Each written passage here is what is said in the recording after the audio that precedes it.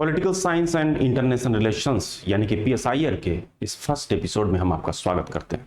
आपको जैसा कि पता होगा कि कैपिटलिज्म जो है वो एक ऐसा सिस्टम है जहां पे डिमांड और सप्लाई के हिसाब से काम किया जाता है, जहां पे जो राज होता है वो कॉरपोरेट वर्ल्ड का होता है, जहां पे जो ये कॉरपोरेट कंपनीज होती हैं यही शासन कर रही होती हैं, इनके प्रॉफिट के लिए काम होता है। तो अगर ऐसी इकोनॉमीज या ऐसे कंट्रीज में अगर हम देखेंगे तो सबसे इंपॉर्टेंट चीज जो होती है वो होती है profit maximization for the corporate companies. वहां की गवर्नमेंट और वहां का पूरा सिस्टम सिर्फ एक चीज के लिए काम करता है कि सभी को वो छूट देगा, सभी लोग आगे बढ़ें, और इस चक्कर में बहुत सारे लोग पीछे छूट जाते हैं।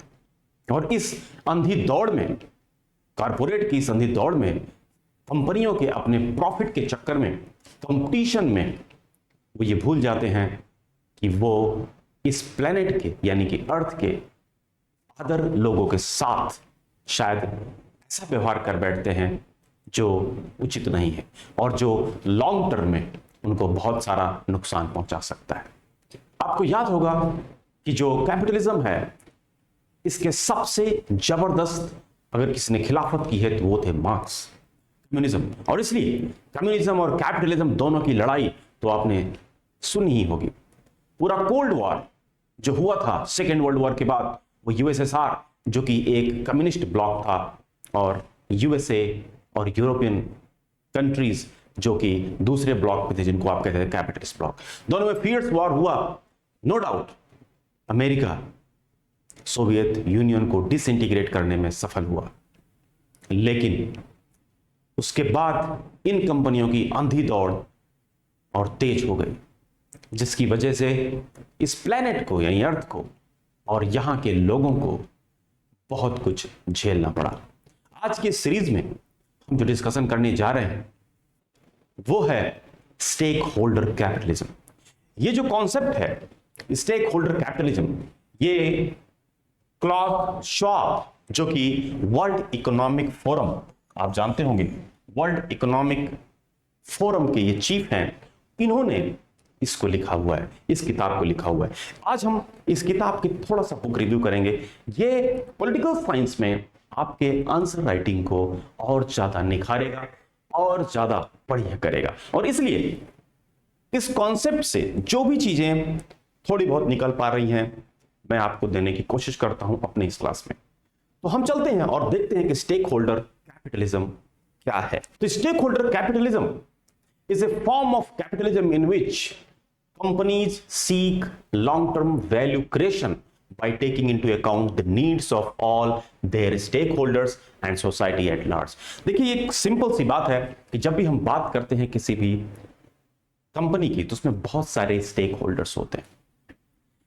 अब एक कंपनी की अगर हम बात करें तो उसमें सबसे ज्यादा जो इंपॉर्टेंट रोल प्ले करते हैं वो है share holders. Share holder capitalism, जो शेयर होल्डर कैपिटलिज्म है, इसमें कंपनियां सिर्फ अपने शेयर होल्डर्स का ध्यान रखती हैं, उनकी प्रॉफिट मैक्सिमाइजेशन पे काम करती हैं। लेकिन स्टेक होल्डर कैपिटलिज्म में यह बात मानी जाती है कि सिर्फ आप जो एक कंपनी होती है उसकी लाइफ सिर्फ एक शेयर होल्डर्स तक सीमित नहीं होती है, उसके एम्प्लॉयज तक भी होती है। जहां से उसको सप्लाई मिलती है वहां से होती है, जिनको वो सप्लाई करती है यानी कंज्यूमर्स वहां तक होती है, यहां तक कि ओवरऑल सोसाइटी जो होती है वो भी स्टेक होल्डर कैपिटलिज्म का पार्ट होती है। और इसलिए जब भी कोई बिजनेस डिसीजन लिया जाता है उसमें सभी स्टेक होल्डर्स का ध्यान रखा जाता है।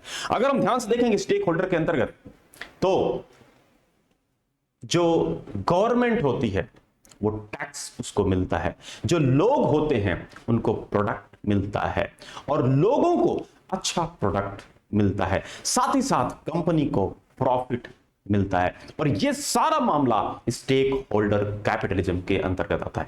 ये कैपिटलिज्म सेकेंड वर्ल्ड वॉर के बाद आगे बढ़ा और बहुत सारी कंट्रीज जो थी वर्ल्ड की वहां पे स्टेक होल्डर कैपिटलिज्म आया भी, स्टेक होल्डर कैपिटलिज्म आया भी, लेकिन फिर कुछ गड़बड़ हो गया। और वो गड़बड़ हुआ जब मिल्टन फ्राइडमैन, आपने तो नाम सुना होगा, पॉलिटिकल साइंस आप पढ़ते होंगे, मिल्टन फ्राइडमैन, और नाम नहीं सुना हो तो आप जान लीजिए मिल्टन फ्राइडमैन ये वही इंसान है जिसने पूरे वर्ल्ड में आज ग्लोबलाइजेशन को प्रमोट किया। 1970s में और 80s में ही was the fierce supporter of capitalism and fierce supporter of globalization. ये वो इंसान है जिसने हर एक कंट्रीज में जो टैरिफ लगता था, जो कस्टम ड्यूटी लगती थी प्रोडक्ट्स पे, इंपोर्ट पे और एक्सपोर्ट पे, वो सब हटाने की बात की। ये वही फ्राइडमैन है। ये फ्राइडमैन इंडिविजुअलिस्ट हैं, कैपिटलिस्ट सपोर्टर हैं और कंपनियों के काम में इंटरफेयर करने के बिल्कुल ही खिलाफ हैं। ये चाहते हैं कि कोई भी गवर्नमेंट कंपनियों के काम में इंटरफेयर ना करे।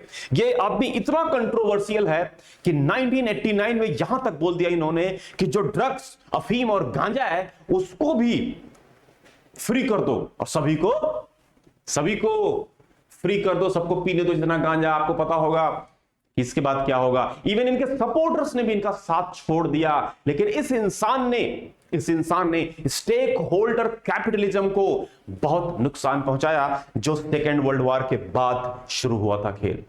गवर्नमेंट को फायदा, कम्युनिटी को फायदा, सोसाइटी को फायदा, ये सब बातें चल रही थी सेकेंड वर्ल्ड वॉर के बाद। लेकिन इन्होंने स्टेक होल्डर कैपिटलिज्म के कॉन्सेप्ट पर रोक लगा दिया और इन्होंने कहा कि सुनो, स्टेक होल्डर कैपिटलिज्म इंपॉर्टेंट नहीं है, बल्कि शेयर होल्डर कैपिटलिज्म इंपॉर्टेंट है। और इसलिए कॉन्सेप्ट आया शेयर होल्डर प्राइमेसी का।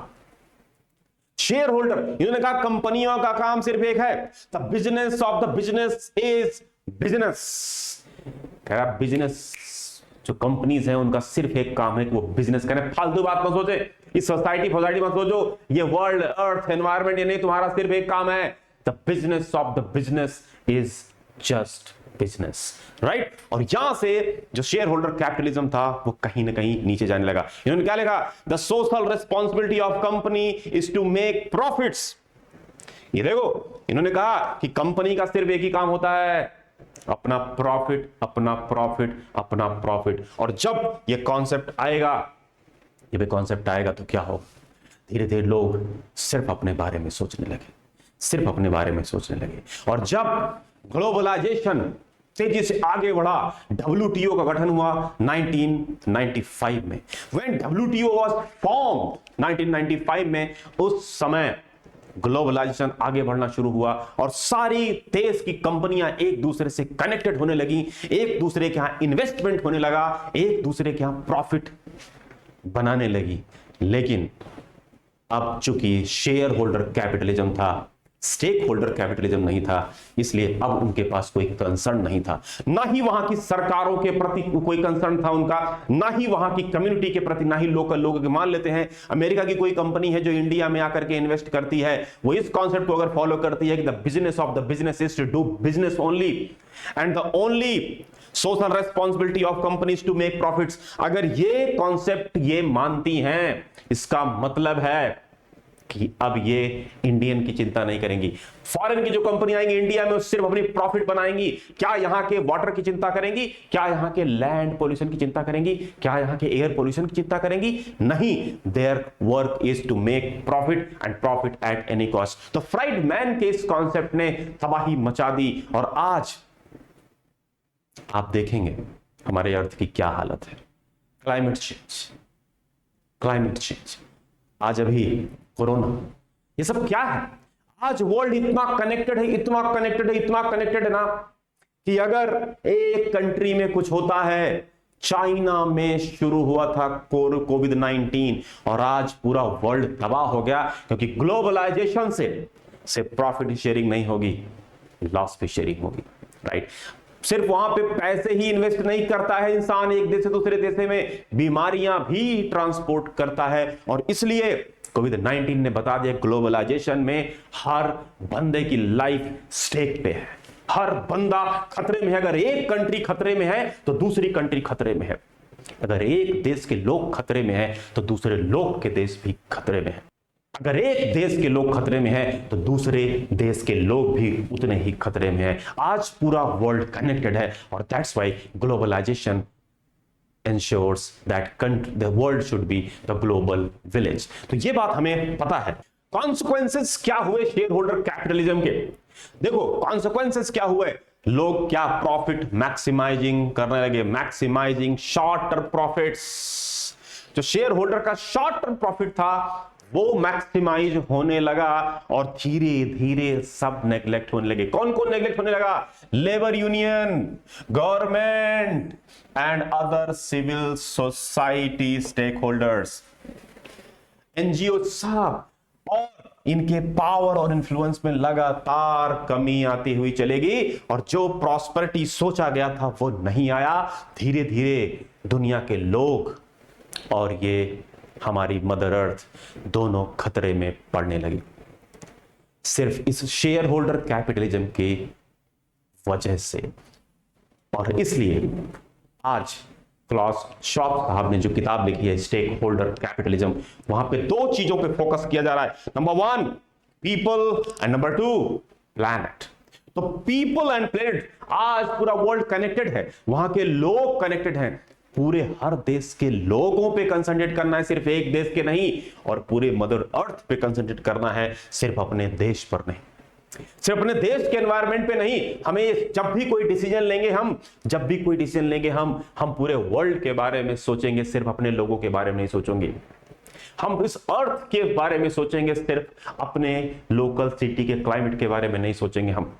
और इसलिए स्टेक होल्डर कैपिटलिज्म जो आज है वो और ज्यादा ब्रॉड और ज्यादा बड़ा है। सेकेंड वर्ल्ड वॉर के बाद जो स्टेक होल्डर कैपिटलिज्म था उसमें बहुत छोटा सा स्कोप था, लेकिन आज वो स्कोप बढ़ गया है। क्यों बढ़ गया? क्या वजह होगी? उसकी वजह है ग्लोबलाइजेशन, उसकी वजह है कनेक्टिविटी। वर्ल्ड क्या इतना कनेक्टिव था सेकेंड वर्ल्ड वॉर के बाद? नहीं, सेकेंड वर्ल्ड वॉर के बाद इतना कनेक्टिविटी नहीं थी, लेकिन WTO के बाद और टेक्नोलॉजी आने के बाद ये कनेक्टिविटी लगातार बढ़ती चली गई।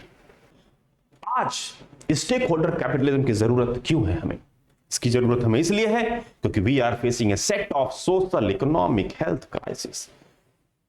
पूरे वर्ल्ड में ये सारी क्राइसिस आप झेल रहे हैं और इसका बेस्ट रेस्पॉन्स अगर देना है आपको तो सोसाइटी के सभी एक्टर्स को सेल्फ इंटरेस्ट के लिए नहीं बल्कि सभी के इंटरेस्ट के लिए काम करना होगा। शॉर्ट टर्म प्रॉफिट पर नहीं बल्कि लॉन्ग टर्म वैल्यूज पे क्रिएट करना होगा, सस्टेनेबिलिटी पर कंसंट्रेट करना होगा, दूर तक देखना होगा, आने वाली उस जनरेशंस को भी देखना होगा जो हमारी आगे की पीढ़ियां आई हैं, उनको हम स्वच्छ वातावरण तो दें। आने वाले उस जनरेशन को हम बताएंगे अगर एक देश में बीमारी फैली गरीबी और भूखमरी की वजह से तो हो सकता है वो दूसरे देश तक पहुंच जाए जहां पे कोई भी कैपिटलिस्ट सेफ नहीं है।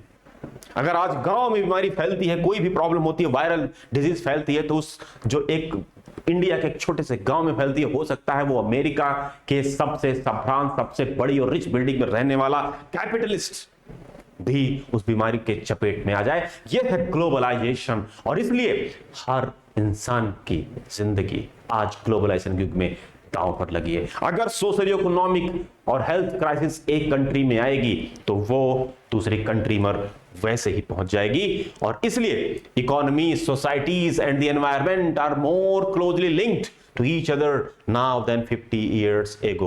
The model we present here is therefore fundamentally global in nature, and the two primary stakeholders are as well. Who are the two primary stakeholders? The people and the planet. Right? Now, economy, society and environment are more closely linked to each other in 50 years, and this now you can understand कि जो हमारी अर्थ है, जो हमारी mother earth है, आज जो हमारी मदर अर्थ है उसके बारे में हमें सोचना ही पड़ेगा। और ये एक बात बता दूं कि आज आपको पता होगा ना हमारी मदर अर्थ की क्या हालत है।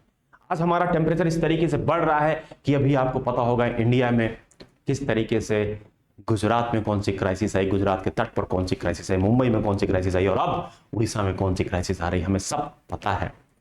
तो आज जो डिसीजन लेना है तो मदर अर्थ के सेफ गार्ड के लेना है। आज सिर्फ जो डिसीजन लेना है, चाहे वो गवर्नमेंट ले, चाहे वो कोई कंपनी ले, चाहे वो कोई सिविल सोसाइटी का अंग ले, चाहे एनजीओ ले, हर एक डिसीजन में जो मदर अर्थ है उसके प्रोटेक्शन की बात होनी चाहिए, उसके प्रिजर्वेशन की बात होनी चाहिए। और यही बात यहां पे लिखी गई है, the planet is thus the centre of the global economic system and its health should be optimised in the decisions made by all other stakeholders. और इसलिए आपको याद रखना है कि इनका जो हेल्थ है उसको ऑप्टिमाइज करने के लिए सारे प्रयास करने पड़ेंगे हमें।